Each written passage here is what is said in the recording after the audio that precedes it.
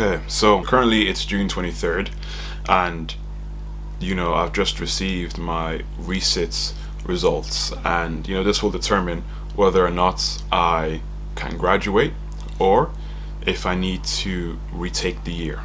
So let's just go back a few weeks ago to when I received my results.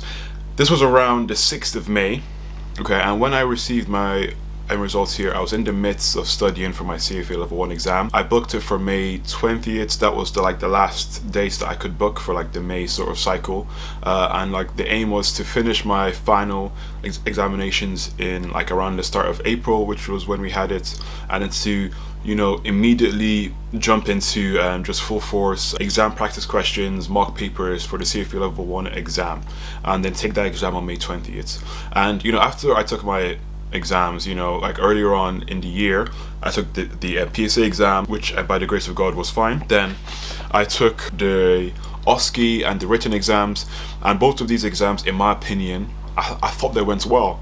I do think that I do try my best to study. I would never really say that I was someone that like slacked off.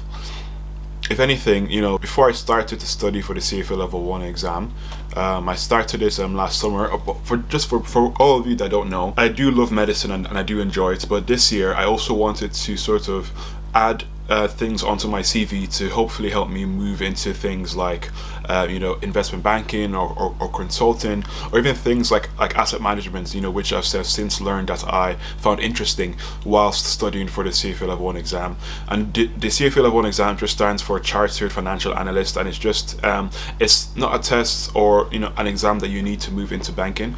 But for someone like me with no finance background, it's something from my research and from speaking with people that have moved, they've told me is good, and it looks good to show your commitments into moving into that role, since it's such a big jump from medicine. So anyway, I started studying for that exam last year. I'd say maybe around July.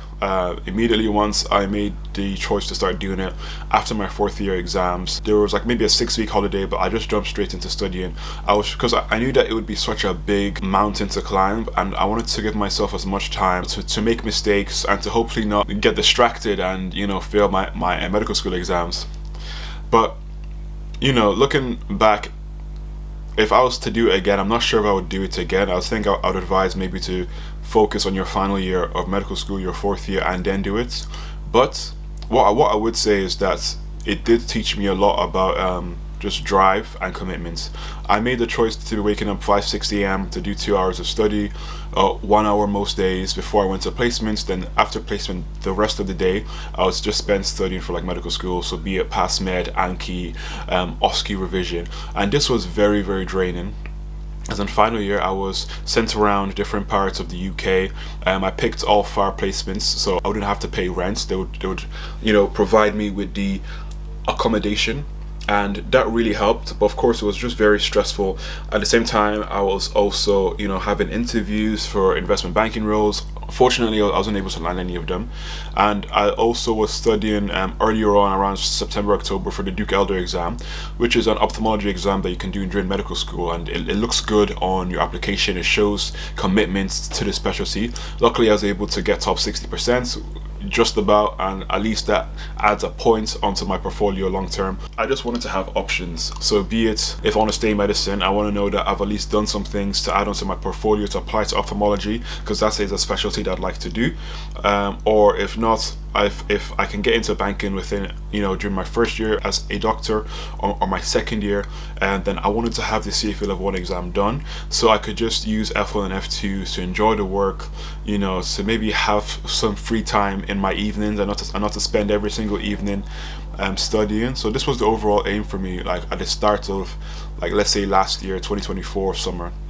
Fast forwarding it to this year, if I was to fail like an exam, I would think it would be the UK MLA exam, which is like the more written SBA style multiple choice exam, because that exam tests your knowledge. So my biggest fear was spending so much time studying for the CFA Level 1 exam that I would not input as much time into studying for the UK MLA and fail that exam. I did quite well, Like last year I got around 74. This year I got 73.5 on average, which was still, for me, thinking a strong pass. I got 84 on my PSA. So seeing those results come in, things were looking up. I'm like, okay, cool. So I've done a lot of studying.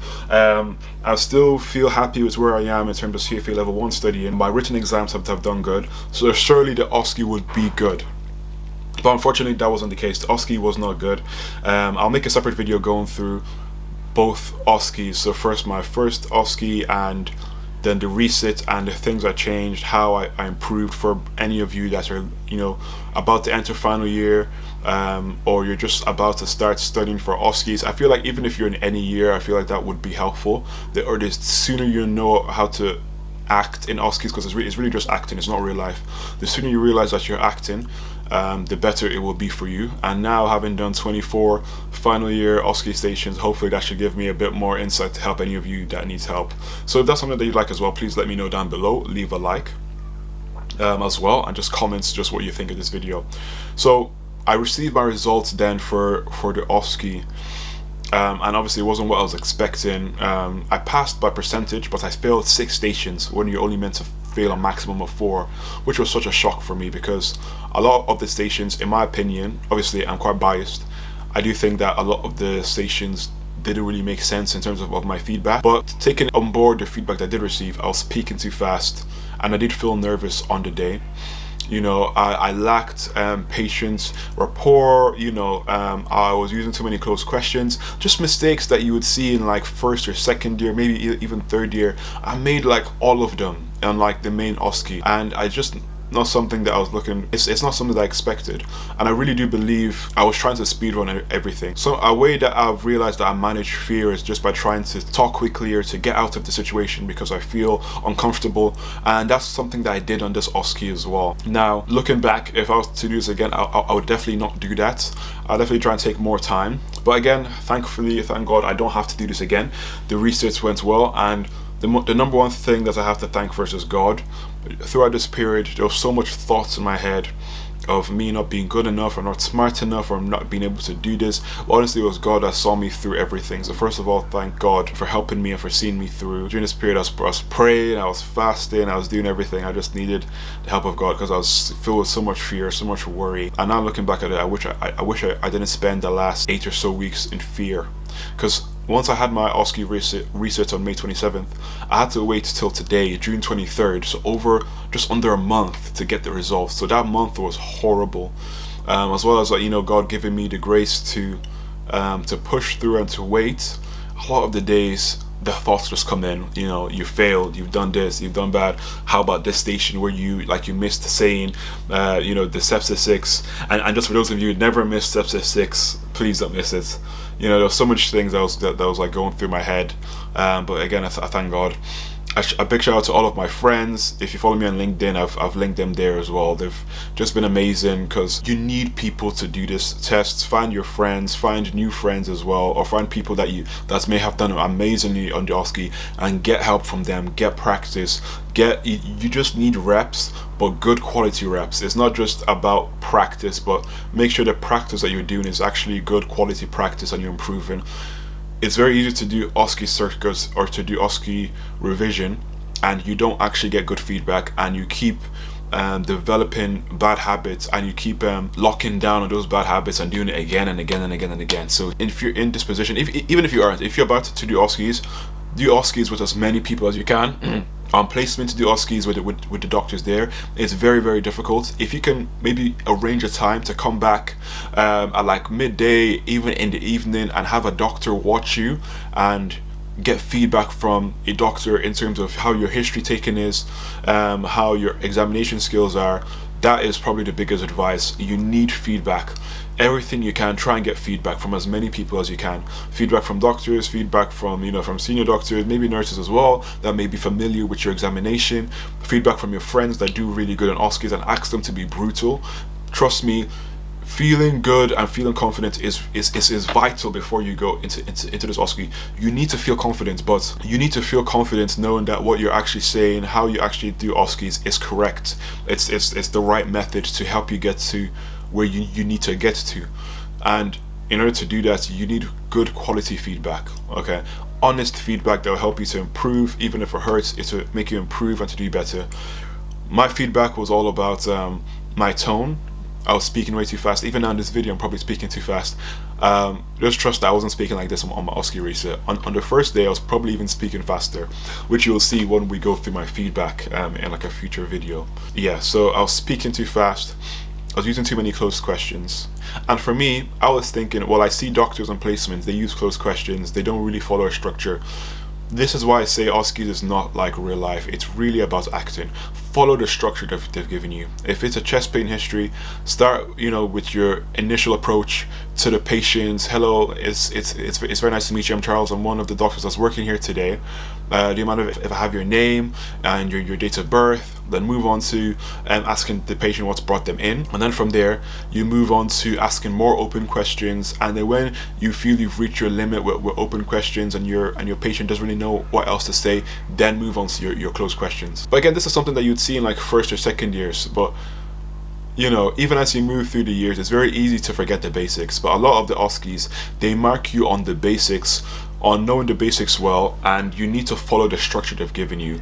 On real life, on the ward, even from when you see doctors speaking, there's no structure. They just ask key questions they need here and there, and you can do that in real life, but just for the sake of OSCEs, don't do that. I feel like that's what really let me down.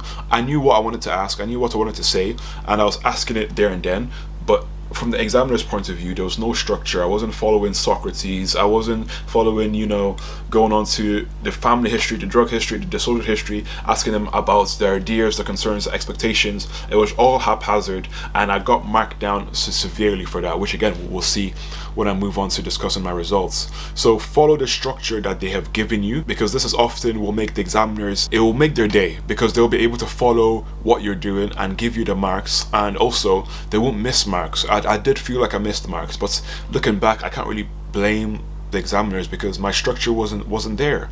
So it's hard for them to to let me know what I've done wrong, to let me know that I've missed this or I've missed that. So that's definitely something for you guys to work on. I don't want this video to be too rambly, but what I will say is that on June 23rd, today, I've passed my exams. I'm officially Dr. Charles Enrique. So shout out to all of my friends, my family that have just been amazing. That have just helped me throughout this difficult period. Now the aim is to just in this meantime have a bit of a holiday, and I've also rebooked my CFA Level 1 exam to August. So let me even just tell you a small bit about that, because when I found out that I failed, a part of me wanted to still do the CFA Level 1 exam, because I found out around May 6th, my exam was on May 20th, and the OSCE was May 27th. But when I spoke with one of the counselors that speaks with students that had to resit, for example, or fail their exams, she was sort of talking like, would you be okay to retaking the year and things like that? And of course, I'm not against this for anyone that may have done this in the past, but that's not something that I wanted to talk about there and then. When there was still the option to resit the OSCE, and I think she was bringing that up because she saw that my focus was shifted. I was focusing on the CFA Level 1 exam, and I was still trying to do that, and I was still trying to do the OSCE, and there was no structure, it was haphazard. This whole year I just felt haphazard, just trying to do everything. So really try and focus, okay? Really try and focus on one thing and then do it well, then focus on the next thing. Luckily, when I spoke to her, it put the fear of God in me, and I was, I realized I need to postpone this exam, and I can do the exam in August, and then come back then and do it with a fresh mind by the grace of God after I passed the OSCE reset. And now I'm in that position to have passed the OSCE reset, and now I can go on to hopefully do the exam in August or November, just whenever, and still try and build up my application, enjoy F1, graduate with the rest of my friends, go to the graduation ball, just do so many things that I wanted and that I need to do. So I guess that's it for this video. Again, I'll be making a video going through my OSCE feedback. If you want it a lot sooner, then please let me know, or give this video a lot of likes, share it if you can, or let me know what videos you want to make, even like more in-depth OSCE content. But also I will be making an app as well, which I've been thinking about doing it for a while.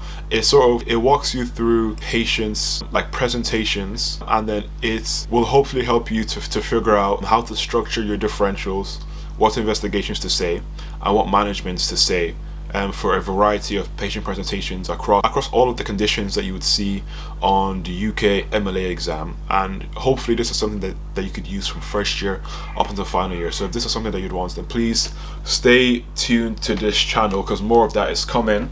And yeah, now when we're in this merch, so this may have given you a hint to how the video is going to end. There's a merch from my university. It's a Levers hoodie. Don't know if you can see that. It's got a small bit. It's a Levers hoodie. Yeah. Anyway, I hope you guys can see that video. Can see that jumper. But yeah, guys, that is the end of this journey of medical school. Now we're moving on to the next stage of being a doctor. Hopefully you'll see some videos there, some content there, and also some more content coming forward on, you know, the CFA level 1 exam, my OSCE feedback breakdown for both the main sit and the resits. Anything else you guys want me to see, please let me know and I'll make those videos as well. But yeah, that's it for this video. Thank you so much for watching, and I'll see you guys soon.